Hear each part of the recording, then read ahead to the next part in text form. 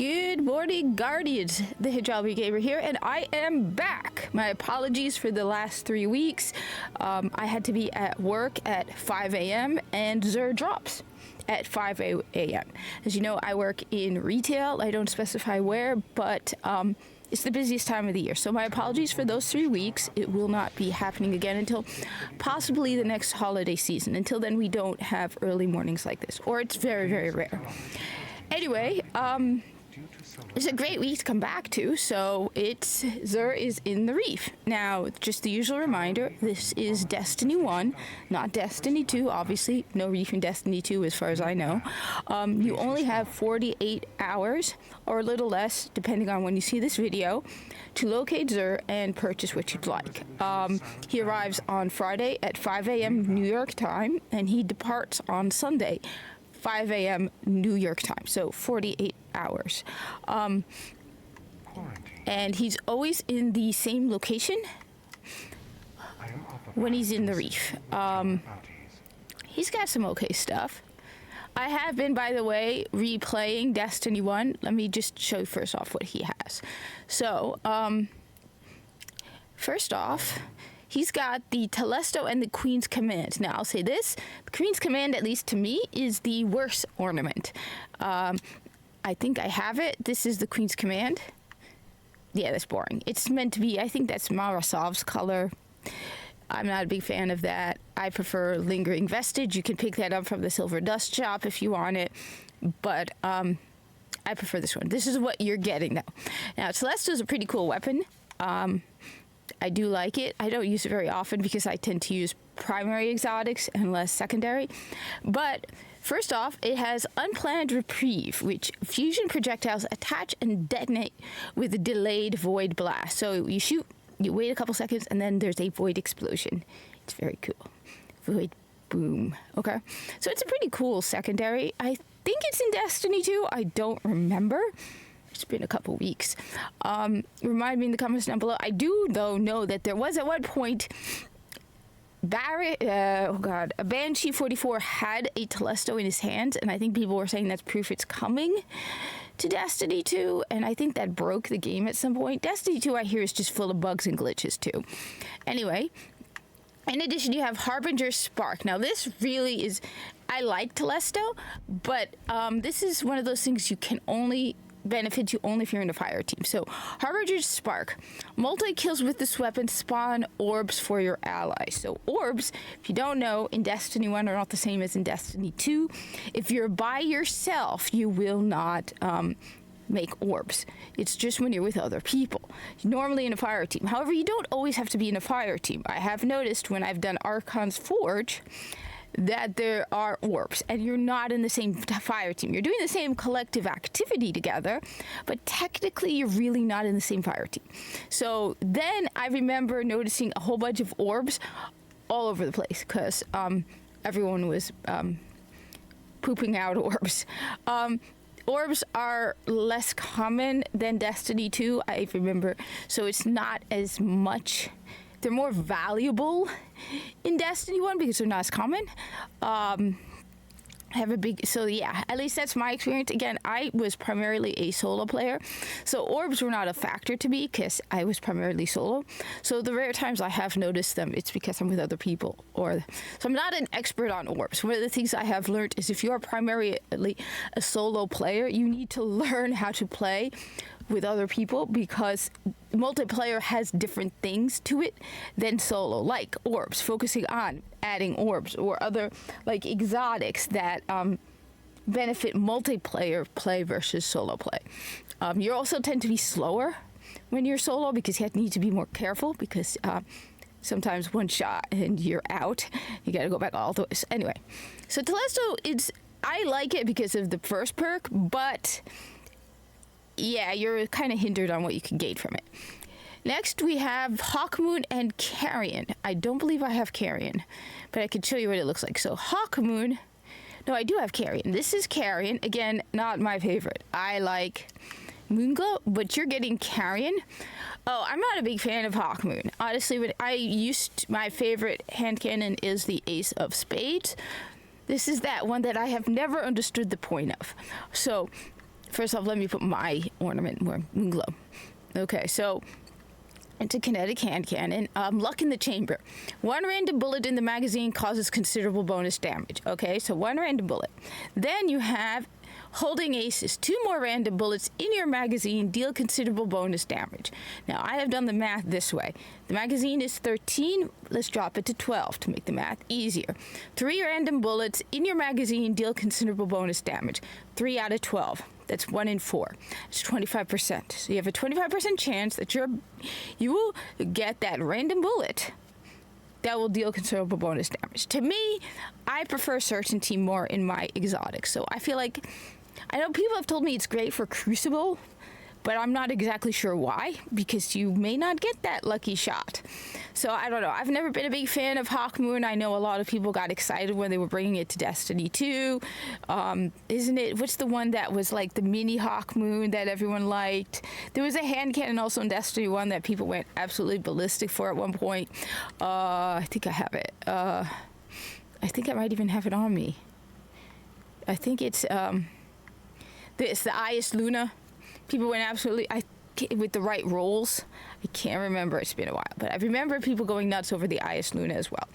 I'm not a big fan of Hawkmoon. As I said, I like the Ace of Spades, which, by the way, the Ace of Spades in Destiny 1 is class specific. Only hunters can carry the Ace of Spades. Then there's a specific weapon for the exotic for the hunter, the Titans, and the Warlocks. I believe for the Warlocks it's the Tlaylock. I cannot remember what it is for the Warlock, for the Titans. I believe it's an auto rifle.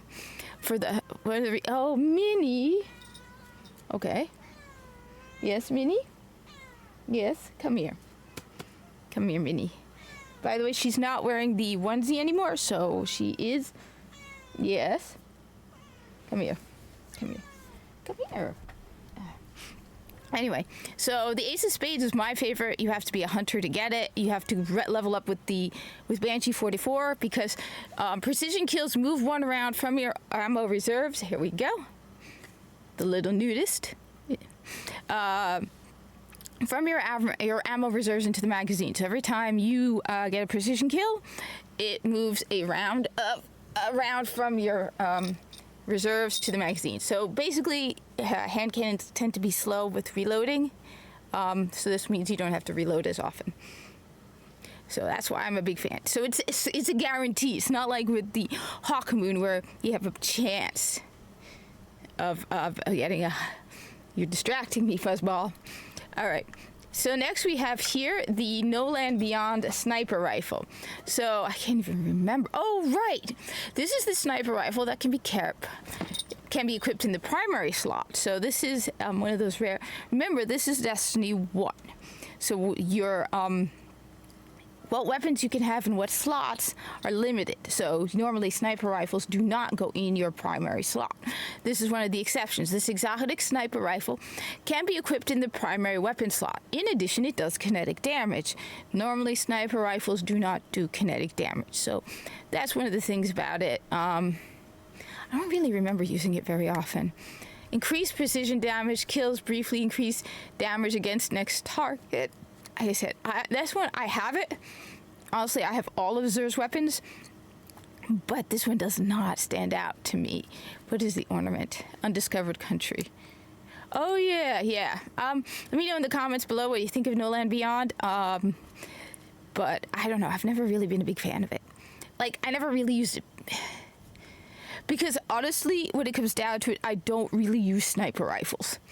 My skill with sniper rifles is pretty poor, but I'm much better with a scout rifle. So I tend to use scout rifles instead of sniper rifles. There are very few circumstances where I will specifically use a sniper rifle. There's one strike. It's the one, what's his name? The Nightblade, where there are these 2 wizards on each side that I will snipe, but in general, I tend to just use a scout rifle and treat it like a sniper rifle, and then have in my secondary slot a fusion rifle or a sidearm, sometimes a shotgun. So that's why I really never use the No Land Beyond very much.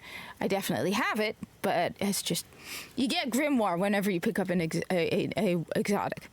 Anyway, next we have the usual Legacy Engram. You'll probably get a year 1 thing. Every now and then you might get a year 2, and it will unlock, because it will unlock the year 2. Unless you have an excess of strange coins and you already have everything else, it's not really worth it. I've shown off what I got with it, which is this here, the ACD feedback fence, which is for Titans. Gave to my hunter. Yeah, mistook my... Anyway. So now we have the ACD, again, okay, ironically, but this is the year 2 version. It's for Titans. Taking damage from a melee attack deals damage in the area around you. Okay, that is cool. It reminds me of the Don't Touch Me's for hunters. It actually fits. So the hunters have Don't Touch Me's, which if you take a melee attack, you go invisible. Here, a melee attack deals damage in an area around you. You know what? I should make sure I have that, because I have been playing as a Warlock, and I want to play as a Titan as well. So I've been playing... Anyway, that aside. So that actually seems pretty cool. I like that, okay? Let's see, what else do we have? For the hunters, we have the ATS-8...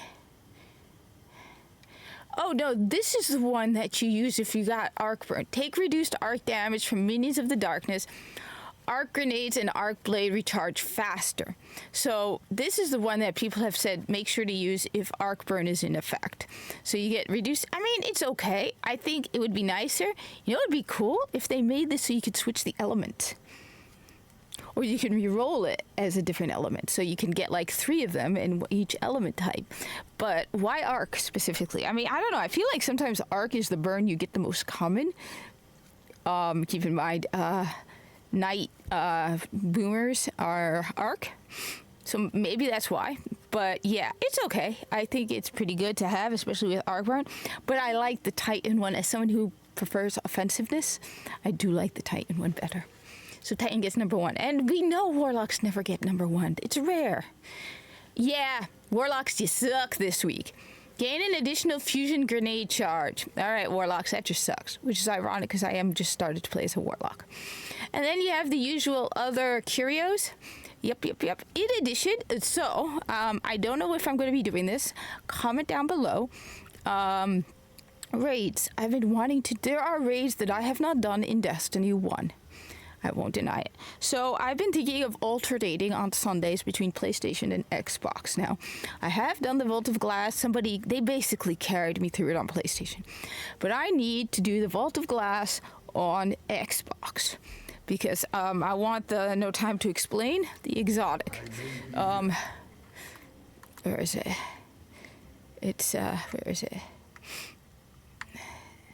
See, I need the Eye of Atheon, and then it will get me the No Time to Explain exotic version. So I'm saying this now. The Vault of Glass is the weekly raid this week. I will be listening to, as much as he strikes me as as much as I don't like Rick Kakis when it comes to him and his, let's just say, there are things I don't like about him. Okay, I do like his raid guides. I cannot deny it. Sort of like Skill Up. His reviews are okay, but he's on Blue Sky. All right? I will be watching Rick Kakis' raid guide for the Vault of Glass. And if you're on Xbox or PlayStation, I do want to do it on Xbox, and you want to do the weekly raid this Sunday, comment down below. I will basically log on to Destiny and just wait and see if anybody wants to do it. Anyway, for the weekly raid, because I also know that there's some really great adept exotic weapons for the Vault of Glass, and I would like to get some of those. In addition, now I don't know if I'm going to start live streaming during the week or not, but I have been replaying Destiny 1, because originally I had 2 hunters and a Titan on this account, and I realized I need one of each. So I am replaying the original Destiny storyline on this account on Xbox as a Warlock. And I've been replaying it, live streaming it. So if you want to catch me doing that. Like I said, I might be starting up during the week. It's just been, like I said, the holiday season has been very busy. And dealing with a post-op kitten. Anyway, those are the latest. Let me know in the comments. Thank you for watching. Like, comment, subscribe. Oh, and in addition, finally, if you do not play Destiny 1, Destiny 1, the Legendary Collection, the digital version, is now dropped in price to only $20. So you can get all of the content up until Rise of Iron if you're on PlayStation 4 or above, or Xbox One and above, not 360 or PS3. Yes, this may come as a surprise, but I still run into people on both of those. If you're on PS4 or above, or Xbox One and above, you can get Destiny, the Legendary Collection, for $20. It's not a price, it's not a sale. Excuse me, they dropped the price.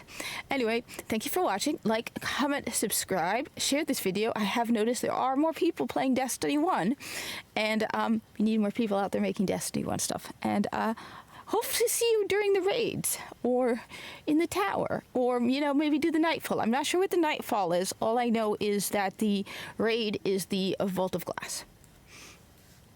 And get a lot of heavy ammo since you need them.